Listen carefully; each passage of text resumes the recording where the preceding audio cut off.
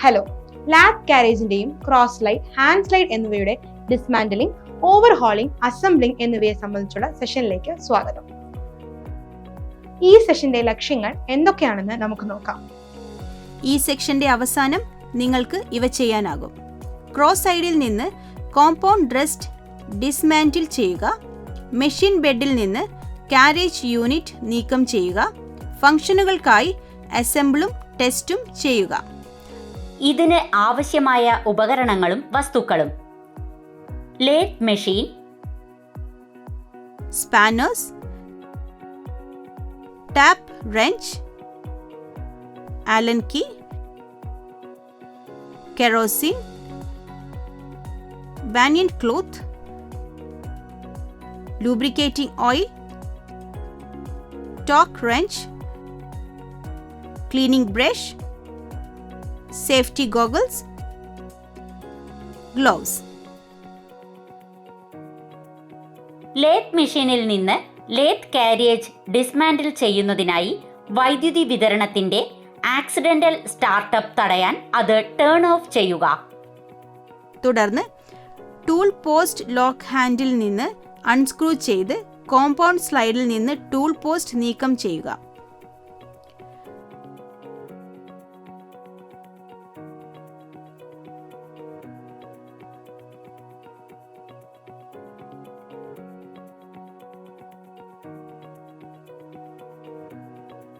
Feed screw handle നീക്കം ചെയ്യുന്നതിന് മുൻപ് എന്തെങ്കിലും അവശിഷ്ടങ്ങളോ മറ്റു തടസ്സങ്ങളോ ഉണ്ടോ എന്നറിയാൻ ചുറ്റുപാടും പരിശോധിക്കുക.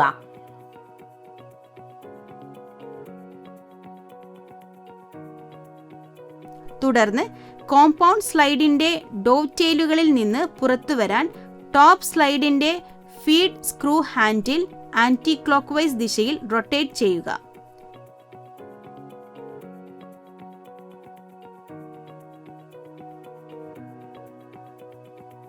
ഇപ്പോൾ ടോപ്പ് സൈഡിലെ ഡോവ്ടെയിലിൽ നിന്ന് ജിപ്പ് പുറത്തെടുക്കുക.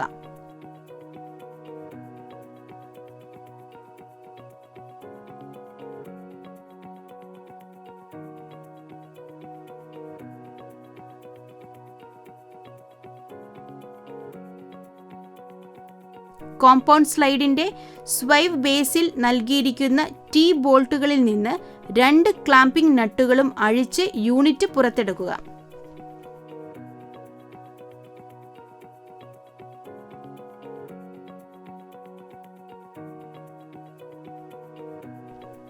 കോമ്പൗണ്ട് സ്ലൈഡിന്റെ ഗ്രാജുവേറ്റഡ് കോളം നീക്കം ചെയ്യാൻ ടാപ്പർ പിൻ നീക്കം ചെയ്യുക.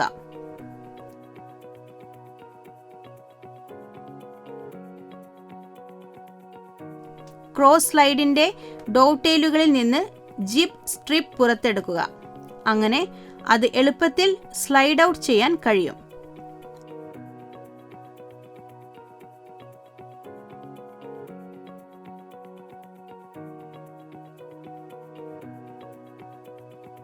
ടേപ്പർ പിൻ നീക്കം ചെയ്തു കഴിഞ്ഞാൽ ഡാമേജ് അല്ലെങ്കിൽ ഡീഫോർമേഷൻ ഉണ്ടോയെന്ന് പരിശോധിക്കുക. പിൻ ഡാമേജ് ആയെങ്കിൽ അത് പുതിയൊരെണ്ണം ഉപയോഗിച്ച് മാറ്റി സ്ഥാപിക്കുക.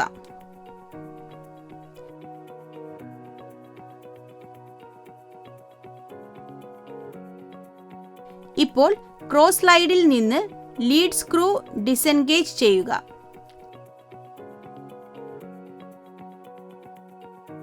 തുടർന്ന് ഗ്രാജുവേറ്റഡ് കോളർ അൺസ്ക്രൂ ചെയ്യാൻ ക്രോസ് സ്ലൈഡ് ഫീഡ് സ്ക്രൂയിൽ നിന്ന് ലോക്ക് നട്ടുകൾ അഴിക്കുക.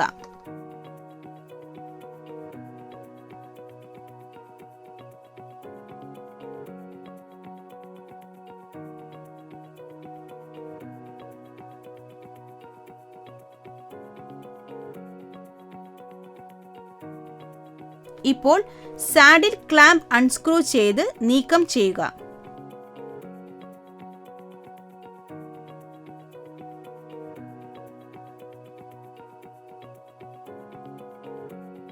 തുടർന്ന് ടെയിൽ സ്റ്റോക്ക് യൂണിറ്റ് സ്ലൈഡ് ചെയ്ത് ബെഡിൽ നിന്നും പുറത്തെടുക്കുക.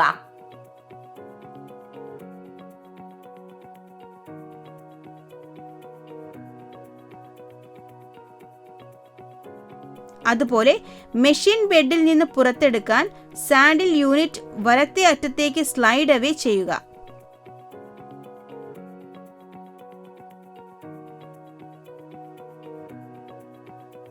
കെറോസിൻ ഓയിൽ ഉപയോഗിച്ച് ഭാഗങ്ങൾ വൃത്തിയായി വെക്കുക.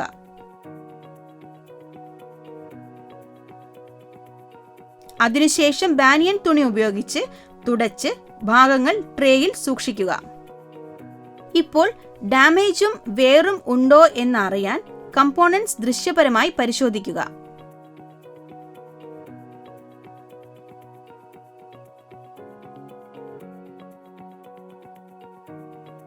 പിന്നെ ലൂബ്രിക്കേറ്റിംഗ് ഓയിൽ ഉപയോഗിച്ച് ഭാഗങ്ങൾ ലൂബ്രിക്കേറ്റ് ചെയ്യുക.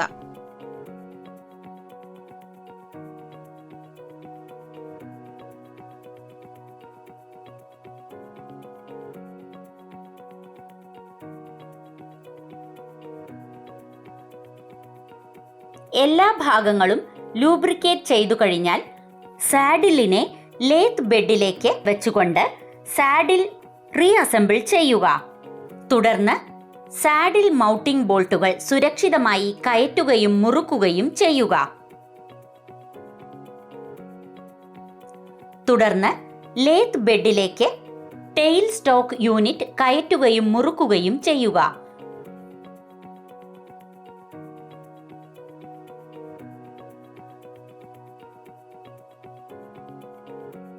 സാഡിൽ ക്ലാമ്പ് റീഅസംബിൾ ചെയ്യുക.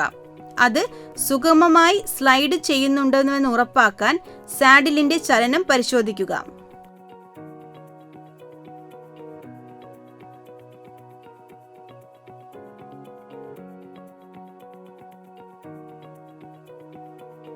തുടർന്ന് ജിപ്പ് സ്ട്രിപ്പ് ഇൻസ്റ്റാൾ ചെയ്ത് കാരേജിന്റെ ചലനം പരിശോധിച്ച് അത് സുഗമമായി സ്ലൈഡ് ചെയ്യുന്നുണ്ടെന്ന് ഉറപ്പാക്കുക.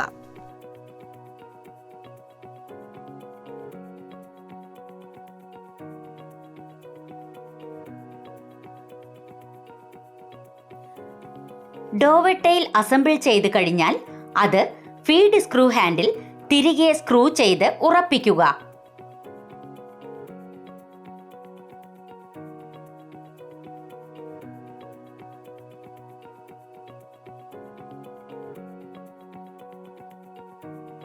എല്ലാ ഹാൻഡിലുകളും സുരക്ഷിതമായി ടൈറ്റൻഡ് ആണെന്ന് ഉറപ്പാക്കുക. എന്നാൽ അമിതമായി മുറുക്കുന്നത് ഒഴിവാക്കുക.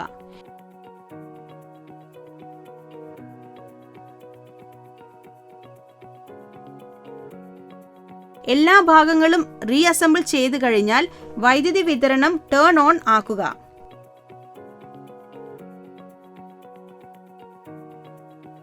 അവസാനമായി ലേത്ത് കാരേജിന്റെ പ്രവർത്തനം പരിശോധിക്കുക.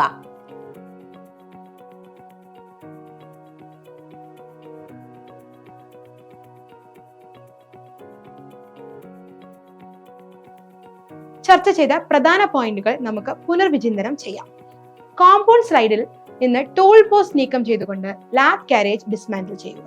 സാഡിൽ ക്ലാമ്പ് നീക്കം ചെയ്തു കഴിഞ്ഞാൽ ടെയിൽ സ്റ്റോക്ക് യൂണിറ്റും സാഡിൽ യൂണിറ്റും ക്രമത്തിൽ നീക്കം ചെയ്യാൻ സ്ലൈഡ് അവേ ചെയ്യുക. ഡിസ്മാന്റിൽഡ് ഭാഗങ്ങൾ കെറോസിൻ ഓയിൽ ഉപയോഗിച്ച് വൃത്തിയാക്കി ഡാമേജും വിയറും ഉണ്ടോ എന്ന് പരിശോധിക്കുക. ഭാഗങ്ങൾ ലൂബ്രിക്കേറ്റ് ചെയ്തതിനു ശേഷം അവ റിവേഴ്സ് സീക്വൻസിൽ അസംബിൾ ചെയ്ത് ഫംഗ്ഷനിങ് പരിശോധിക്കുക. ഇതോടെ നമ്മൾ ഈ സെഷന്റെ അവസാനത്തിലേക്ക് എത്തിയിരിക്കുന്നു.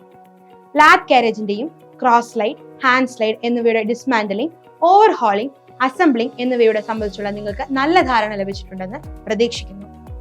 അടുത്ത സെഷനിൽ വീണ്ടും കാണാം.